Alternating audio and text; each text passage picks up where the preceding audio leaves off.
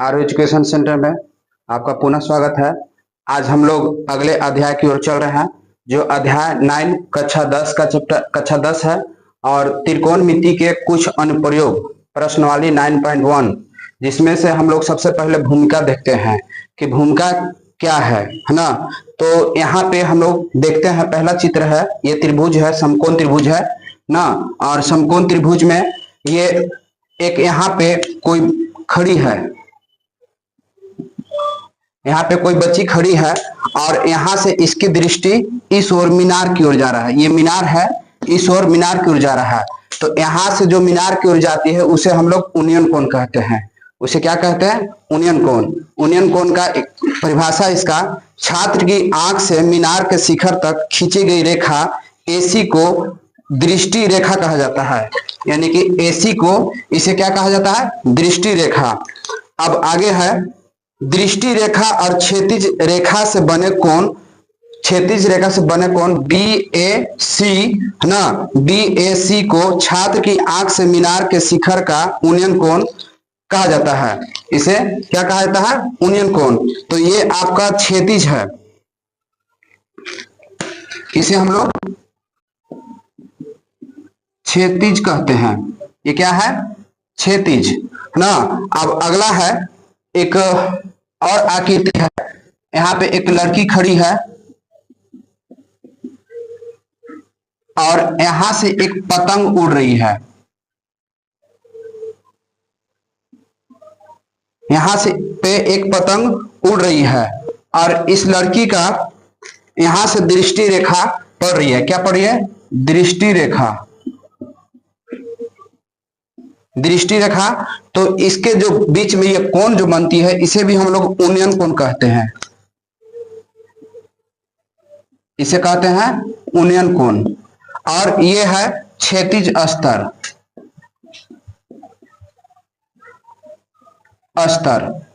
ये हमारा भूमिका का है, थ्योरी का है। अब अगला है, कोई लड़की जो है छत पे खड़ी है, छत पे खड़ी है और यहां से किसी एक गेंद रखी हुई है और उस गेंद को देख रही है। ये गेंद रखी हुई है, इस गेंद को वह देख रही है। तो यहाँ पे इसका ये जो बनती है, इसे क्षैतिज स्तर कहते हैं। क्षैतिज स्तर। और यहां से इसे जो अवनमन कोण कहते हैं,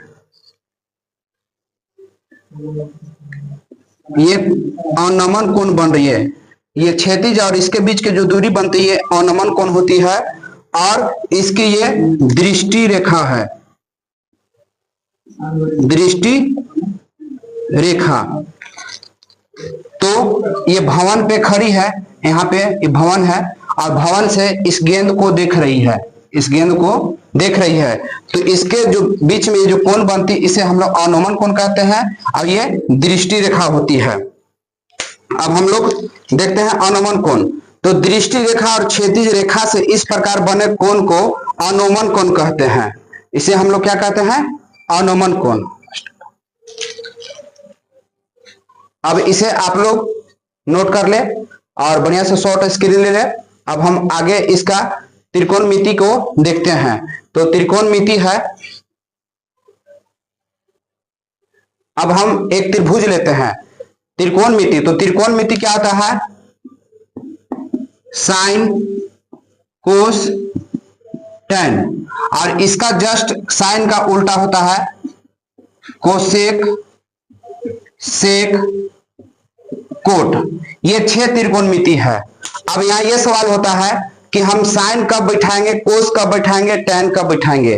तो इसमें सवाल क्या कहता है, कभी ऐसा होता है कि मीनार की ऊंचाई दिया हुआ है, मीनार की या इस स्तंभ की ऊंचाई दी हुई है। अगर इसकी ऊंचाई दी हुई है, अगर हमको विकर्ण कहेगा, तो सबसे पहले देखते हैं कि साइन का मान होता है लंब बटा कर्ण, कोस का मान होता है आधार बटा कर्ण और टेन का मान होता है लंब बटा आधार। साइन का होता है लंब बटा कर्ण और कोस का होता है आधार बटा कर्ण, tan का मान होता है लंब बटा आधार, और इसका जस्ट उल्टा हो जाता है, इसका हो जाएगा कर्ण बटा लंब, इसका हो जाएगा कर्ण बटा आधार, और इसका हो जाएगा आधार बटा लंब। तो ये इसका 3 गो त्रिकोणमिति है, इसका जस्ट उल्टा होता है, इसे हमें याद करना पड़ता है। और अब यहाँ होता है कि हम लंब साइन कब लेंगे, कोस कब लेंगे, tan कब लेंगे। अगर हमको साइन लंब दिया है और कर्ण ज्ञात करना है तो यहाँ पे साइन लेते हैं, और अगर हमको कर्ण यहाँ पे हम लोग कोस लेंगे, और अगर हमें लंब दिया है और आधार ज्ञात करना है तो हम लोग tan लेंगे। इसी तरह से हम लोग त्रिकोणमिति में साइन कोस tan का प्रयोग करते हैं। अब हम लोग चलते हैं प्रश्न की ओर। अब हम लोग प्रश्नवाली के पहले क्वेश्चन की प्रश्न की ओर चलते हैं, जिसमें प्रश्न है सर्कस का एक कलाकार एक 20 मीटर लंबे डोर पर चढ़ रहा है जो अच्छी तरह से तनी हुई है और भूमि पर सीधे लगे खंभे के शिखर से बंधा है। यदि भूमि स्तर के साथ डोर द्वारा बनाया गया कोण 30 डिग्री है, यानी कि डोर जो है ये खंभा है और ये डोर है जो 20 मीटर का डोर है, और ये 30 डिग्री पर कोण पर 30 डिग्री कोण का हो तो खंभे की ऊंचाई ज्ञात कीजिए, खंभे की ऊंचाई ज्ञात कीजिए। तो हम लोग हल करते हैं, खंभे की ऊंचाई ज्ञात की। तो सबसे पहले हम लोग मान लेते हैं, माना कि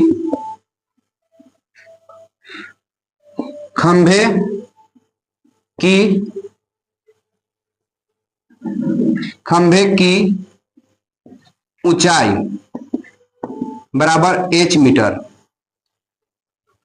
ऊंचाई h मीटर। अब हमें AC बराबर 20 मीटर और कोण ACB बराबर 30 डिग्री दिया है। अब हमें ऊंचाई ज्ञात करना है और हमें ये AC दिया हुआ है, तो यानी कि त्रिभुज समकोण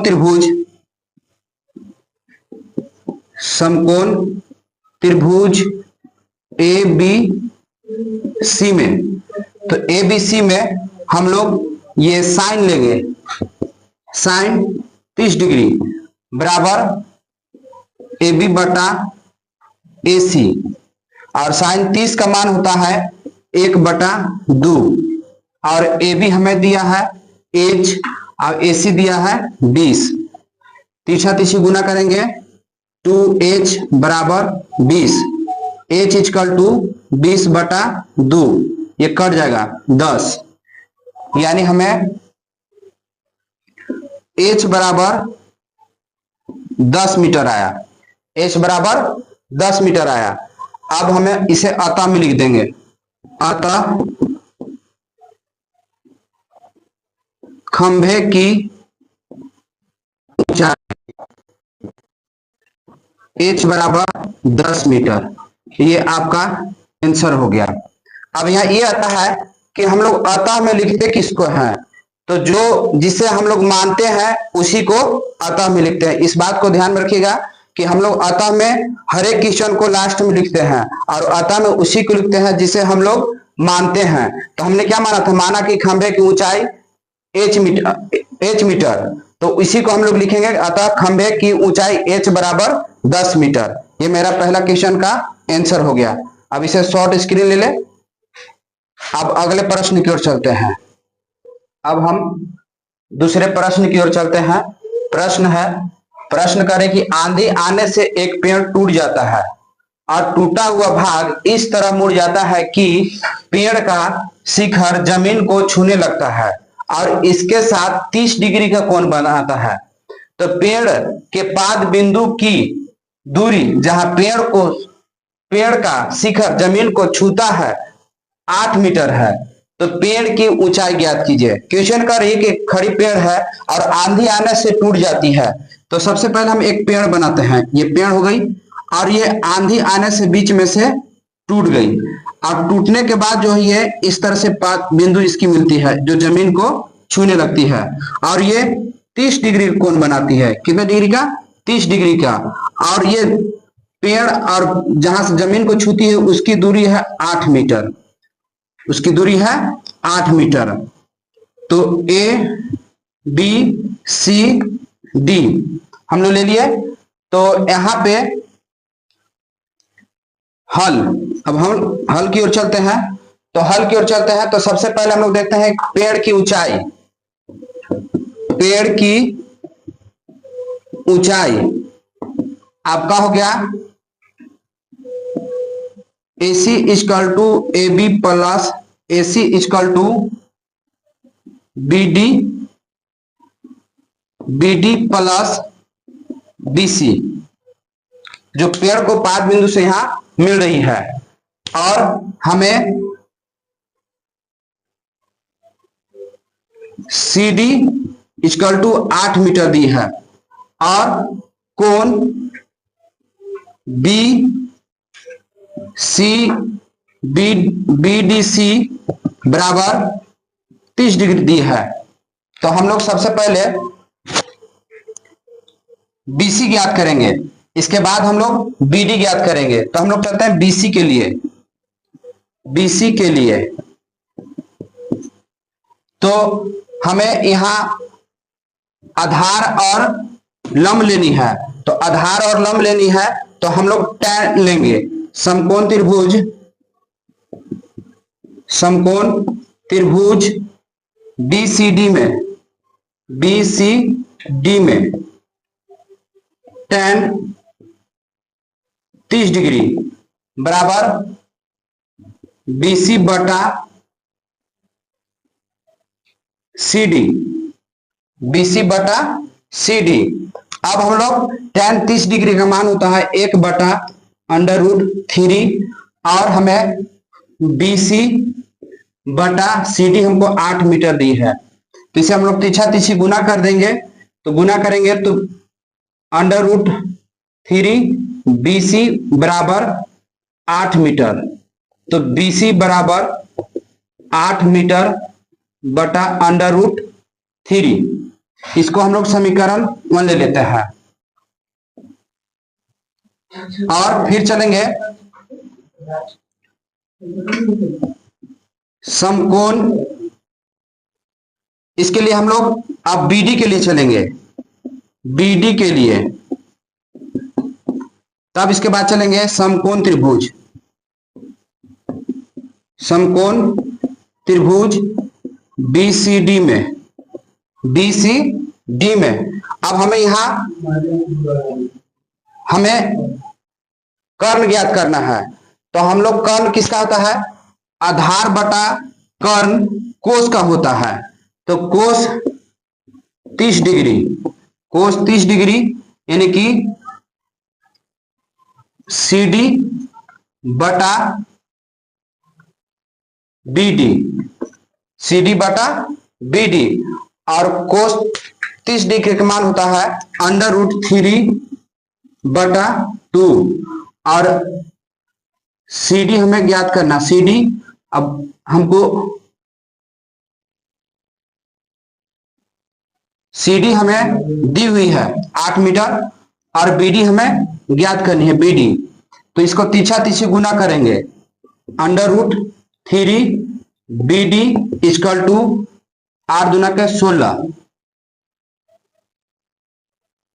इसके बाद फिर हम लोग इसे BD इक्वल टू 16 बटा √3 समीकरण 2।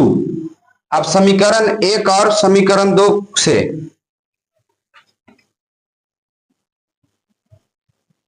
समीकरण 1 और